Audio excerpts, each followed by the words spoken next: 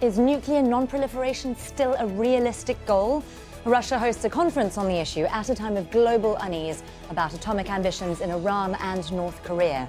Is there the political will to limit and abolish nuclear weapons? This is Inside Story.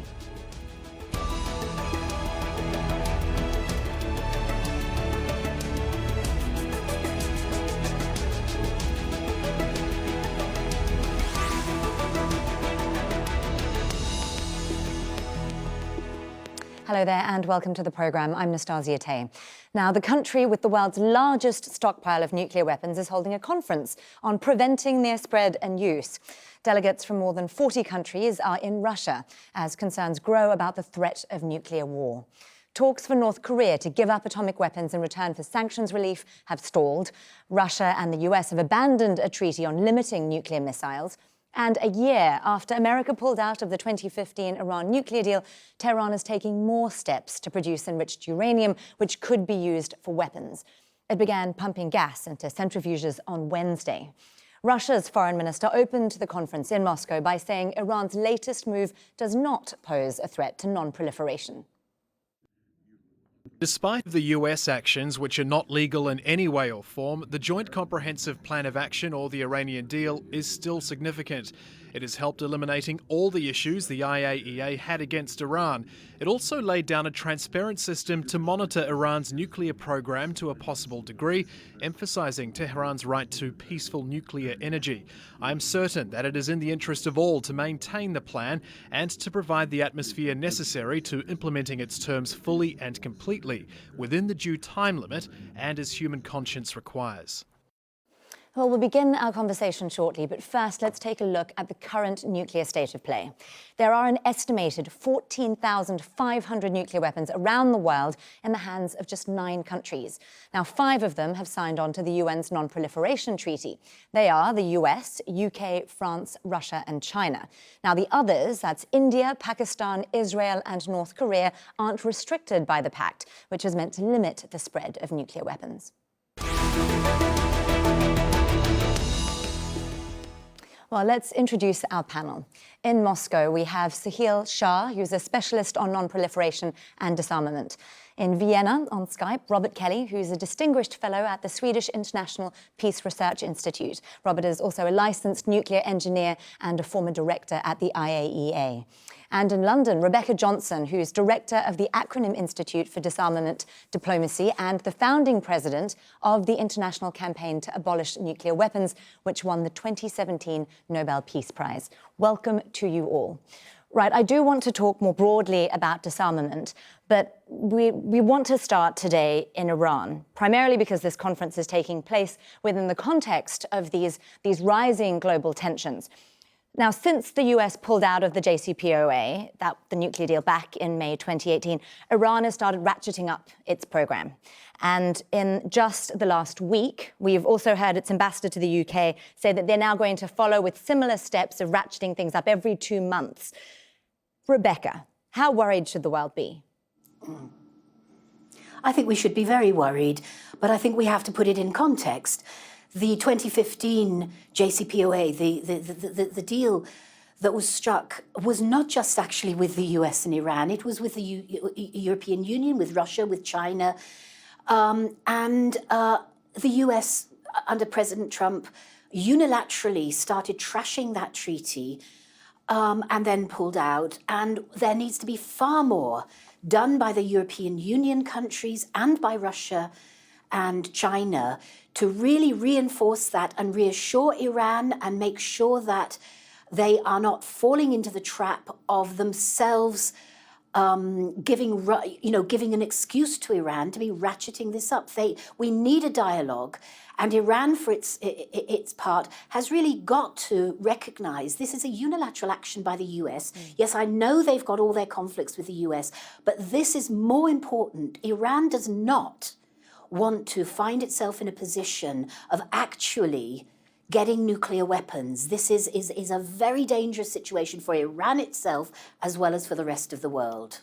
Rebecca, you mentioned the US there, and I want to take a look at this statement that Mike Pompeo released just this Thursday. He said Iran's expansion of proliferation-sensitive activities raises concerns that Iran is positioning itself to have the option of a rapid nuclear breakout. It is now time for all nations to reject this regime's nuclear extortion and take serious steps to increase pressure. Now, a rapid nuclear breakout, he's talking about a bomb there, right? So, Sahil, how real is that threat? Well, I think that the steps that have been taken so far to reduce compliance with the JCPOA by Iran don't mark a significant change in the breakout time that was then reached after the strong verification system was put in place by way of JCPOA implementation. I think that the U.S. statements are quite absurd. If you look at statements from almost exactly a year ago by Pompeo himself, he has stuck very much towards this maximum pressure policy as being something that would change Iran's behavior in the region and also then make them more willing to abide by not just constraints in their behavior in the region, but also on their nuclear program as well. And what we've seen is the exact opposite. So I find the statement by the Secretary of State to be quite laughable. And I think that until the U.S. realizes that they are completely working against their own security interests, we definitely have a problem because, as you said, every 60 days there will be additional cuts made by Iran to the agreement. And if we are banking on having a new U.S. administration next November, that means that there will be 6 more cuts between now and then. And there won't be anything left of the agreement, probably even after 1 or 2 more cuts, because Europe, who has been given the prime responsibility of now saving the agreement, which is wrong because Russia and China have a role to play as well, Europe is now growing quite frantic. And we're approaching probably what is closer and closer to Europe's red lines. Well, and also we don't know if there will be a new administration come next year. Well, we have also, just in the last day, heard from the Israeli Prime Minister on this issue. So I do want to take a listen to what Benjamin Netanyahu had to say. I call on the international community to wake up. I call on nations to join the US and Israel and to further intensify the pressure on Iran. Iran is a danger not only for Israel and the Middle East, it's a danger for the whole world. At least today, the International Atomic Energy Agency understood this very well. I clarify again, Israel will not allow Iran to develop nuclear weapons under any circumstances. Now, one of the things that Netanyahu was talking about was that there was this closed-door IAEA meeting this last Thursday where he said the IAEA was confirming that Iran had been secretly having this nuclear weapons program for the longest time. Now, this was a closed-door meeting, and the agency hasn't come out to confirm his claims. Robert, when the JCPOA was signed, I remember back then you warned that the IAEA could be used to derail the deal. Is this the kind of thing you were talking about?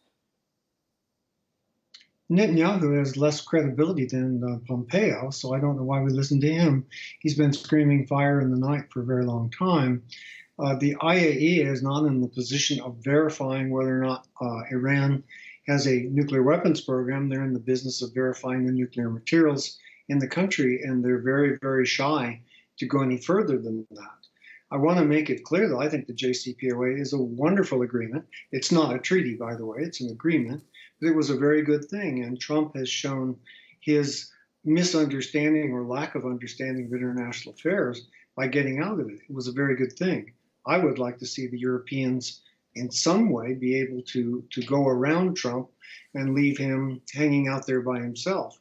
His main goal right now is to punish the Iranian people, starve them, keep them from selling their oil, keep them away from medicines, and that's not a good thing. That's almost as bad as nuclear weapons. Well, as we know, there's a huge amount of pressure on Europe, and I see you wanting to jump in there. Rebecca, go right ahead. Yeah, because I think that we have to recognize that Netanyahu and Trump are really two of a kind, and both countries have nuclear weapons. They have their nuclear weapons, and what they're trying to say is we can have our weapons and carry on, and modernize, but we've got to stop others. And that is not, yes, that perhaps is what non-proliferation was started to do, but this is a different world from, you know, the 20th century. This is, in the 21st century, we've got to have nuclear disarmament across the board with the arms reduction and arms controls applying to all. And only in that context can we actually be dealing with the ambitions, or if we want to think of them as threats and challenges from other countries such as Iran, but also Saudi Arabia is also in the position of wanting to develop nuclear, you know, energy technologies that everybody assumes is actually about also trying to have some kind of a nuclear weapons program, because these technologies, that's what they do. They are inextricably linked, and we've got to tackle them in a security-based manner that doesn't have, it's okay for haves and stop all the have-nots, or stop some of the have-nots. We have really got to work not only through the non-proliferation treaty, but also through the 2017 Treaty on the Prohibition of Nuclear Weapons. Rebecca, I want to bring in Robert here because I can see him shaking his head. I'm just saying that technical competence is an important thing in trying to understand these problems. Nuclear power program and nuclear weapons program are very, very different. If you look at the history of nuclear weapons in the world, only one country has used a civil power program to produce nuclear weapons, and that was Pakistan. Everybody else did it in a dedicated clandestine program. That's one of the things you can see in Iran today, is this business of Iran increasing their enrichment is being done as a provocation. It's not leading to a nuclear weapons program, because they don't have a nuclear weapons program. They gave up the technology, the high explosives, and those things. If you look, for example, at their attempts to restart the Iraq reactor, they're being very careful not to do anything that would actually be useful. They're working on piping and plumbing outside the reactor facility, and they're using this to goad Donald Trump. That's not for practical purpose. Rebecca, if I understand what you were saying there, you were saying that the JCPOA was such an important deal, and in some ways it was an example to what could be done. So does the potential death of the Iran nuclear deal then put a whole load of other disarmament treaties at risk? Yes. No, I don't think it's connected in that kind of a way. I think we have to accept that the JCPOA was a specific kind of agreement, as said, not a treaty. It was an agreement that was about kind of constraining and limiting. It doesn't solve all the problems, but it allowed for a pullback by Iran, but under kind of verified conditions of its particularly uranium enrichment, which, you know, is necessary to be able to cross the boundary from a nuclear energy program towards nuclear weapons through the plutonium or the enriched uranium. Now, that's what that deal did. It was not perfect. It has to be looked at in the round. But I spoke of also the 2017 Treaty on the Prohibition of Nuclear Weapons. This was the treaty that was adopted by 122 countries of the UN General Assembly in July of 2017. And is already 2/3 of the way towards getting the accessions that it needs to enter into full legal force. Now, so far, the principal nuclear armed states have boycotted or they've, you know, dismissed the treaty. But it's early days, and we know with all of these treaties, they interconnect. So the Non-Proliferation Treaty of the 1960s took quite a long time before it even got France and China on board. That was more than 20 years. We have got to recognize that we need the legal infrastructure of a number of these treaties and agreements, such as the JCPOA and hopefully, and the INF Treaty, which is the other treaty that has now been trashed through the actions of President Trump and President Putin. And on that note, I was actually interested that Mr. Lavrov is now calling for some kind of a moratorium on the intermediate range nuclear forces that the INF Treaty has constrained since 1987. We have to look at the institutions, the whole a regime of non-proliferation and disarmament together.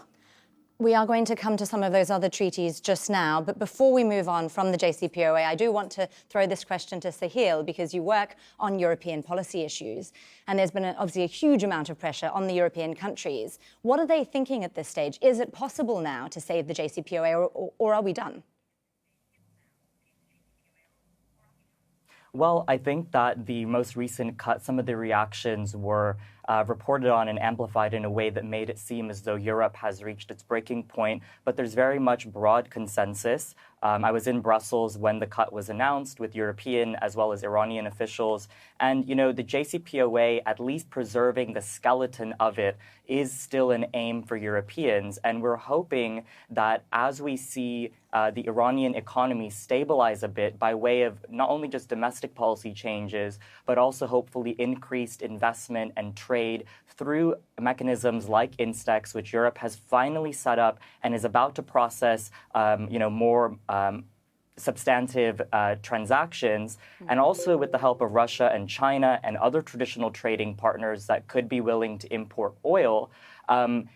With all those things combined, I think Europe is still hoping that Macron's 4-point plan to talk about regional security issues and other aspects of Iran's nuclear program could have a moment of opportunity to take hold. We have oftentimes the habit of just holding on to the fear, and a lot of this is linked to the double standards that my panelists are speaking about. But we shouldn't forget that Iran is still very much open to diplomacy if they are shown a negotiation framework that is credible and is then taken up in good faith. So they have put some proposals on the table in terms of regional security. They've put in, ratifying the additional protocol early. They've put some proposals on the table, and I think that we need to take those seriously before they take them off the table and continue with this incrementally increasing of pressure. So Sahil, there you're talking about the diplomatic efforts that Iran's been making. Well, one of the other things that Iran's ambassador to the UK said this week is that some influential figures in Iran are now thinking about also leaving the nuclear non-proliferation treaty, and that's now 49 years old. Is there a concern that this could set an example, trigger other states to leave the treaty, for instance? I know last year, for instance, Saudi Crown Prince Mohammed bin Salman said that if Iran got a nuclear bomb, they would develop one too. So, Robert, is there a concern that we could see some kind of domino effect here? Definitely. You have to worry about the fact that DPRK, the North Koreans, left the NPT under pressure because they didn't want to say what they were doing. Yes, this could propagate also to Iran. I hesitate about that statement because I think we can go back several years and see them making that threat from time to time, and they haven't done it. I don't think they will. But what you are pointing out, besides talking about these large U.S.-Russian bilaterals, you have problems with people like DPRK. They have nuclear weapons. They've threatened to use them. They're developing more nuclear weapons. They've got Trump completely confused in this process. And it would be very hard to understand why DPRK would trust Donald Trump for 1 second after the stupid things that he's done in Iran. Let me just say again, I want to make sure Rebecca hears me. I think JCPOA was a wonderful thing, and I'm really, really sorry that it's been interrupted. Right, so let's at this point take a look at some of the nuclear challenges. Add one point to that, if I could add. Okay, both of you want to jump in. Let me throw that to Rebecca very briefly, well, and then to Sahil. Rebecca. Okay, well, very briefly, I just wanted to be saying that I think it's very concerning that countries are talking even about and threatening to pull out of the NPT because I think that while the NPT is not by any means perfect and needs to be reinforced by these other treaties, nevertheless, it does put a benchmark. But we have to recognize that one of the aspects of the 60s deal the 1960s deal was to encourage countries to get nuclear energy, not only for the kind of medical purposes that I think we all agree are very beneficial, but because at that time, the whole technologies for nuclear energy were being sold as if they were cheap, safe, clean, and good for energy and development. And those are the routes by which countries like North Korea stayed in the NPT for quite a while, and Iran, developing things like the enrichment of uranium, which is not prohibited in any way under the NPT text in any way, that they get to a certain stage where then they are in a position for breakout. Now, we have to recognize that that is now the Achilles heel of the NPT, is that it carries on to promote kind of, willy-nilly the technologies that can then be used to make nuclear weapons. And what we have to concentrate on are the other two aspects of the NPT, which is the commitment to, nuclear disarmament and the total elimination of nuclear weapons, and the commitment to non-proliferation. And those are the important parts that are in the security interests of all countries, and I hope have sufficient security interests in them that countries like Iran do not play fast and loose and pull out. I do at this point want to take a look at some of the other challenges that the world is facing more broadly when it comes to nuclear issues. Now, we know that atomic scientists are saying that the threat of nuclear catastrophe is the highest that it's ever been. And despite this, a number of countries have moved further away from disarmament. Now, a pillar of Russia and America's non-proliferation deal fell apart this year. The INF Treaty, which we were talking about, was meant to stop either country possessing mid-range nuclear-capable weapons. The US withdrew over complaints that Russia breached the treaty, and now it leaves just one arms reduction treaty, that's New START, which is also set to expire next year.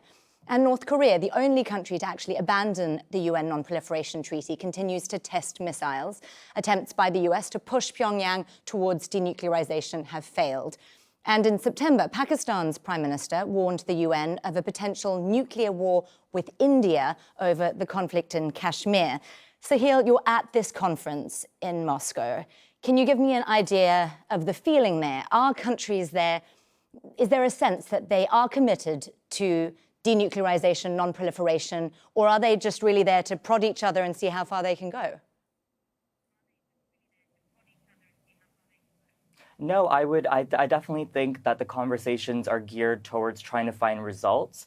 Most of the participants are obviously experts, and a lot of them have dedicated their lives through real diplomacy. And I think that's been one of the most salient points, which is that these agreements that, President Trump and others are willing to trash, as Rebecca said, took years and years and sleepless nights to put together and to build verification regimes for that actually then allow the states to have normal relations and build trust in other aspects of their diplomatic relations. So I think that everybody's taking the increased risk for miscalculation and miscommunication quite seriously. I think that the India-Pakistan dynamics, what is happening with the JCPOA, these kind of more regional escalations are definitely honing in on the point that we need tangible progress. And I think the result with DPRK, you said that it has failed so far, but it's failed in a really big way, which is that as the normalization has occurred, the DPRK has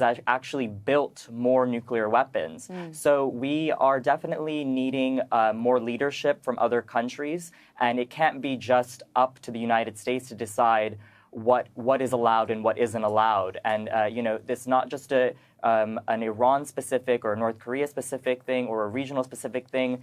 All of these issues are so interrelated to the global economy and other aspects of our daily life that they are truly global security issues. Well, we keep talking about the US, and after the US pulled out of the INF, it just weeks later tested a nuclear-capable missile of its own.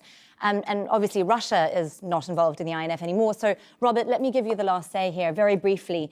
Is there a concern that we could be seeing a new arms race? Absolutely. And I think part of it is because you have now seen that we have some very immature people potentially in charge of these weapons. Donald Trump has obviously very little education and very little understanding of the world. He suddenly thinks these are things that could be used. He wants to make lots of them. He wants to make little missiles to carry them, and he wants to go have them in his pocket to actually use instead of the deterrent that they have been in the past. That's very scary. And for those of us who live in Europe, we have to be extremely aware of the fact that INF was protecting us and not protecting the continental United States. A very scary time indeed. Well, thank you to all of our guests, Sahil Shah, Robert Kelly and Rebecca Johnson. And thank you too for watching. You can see this program again anytime by visiting our website, aljazeera.com. And for further discussion, do go to our Facebook page. That's facebook.com/AJ Inside Story. You can also join the conversation on Twitter. Our handle is @AJ Inside Story. From me, Nastasia Tay, and the whole team here, bye for now.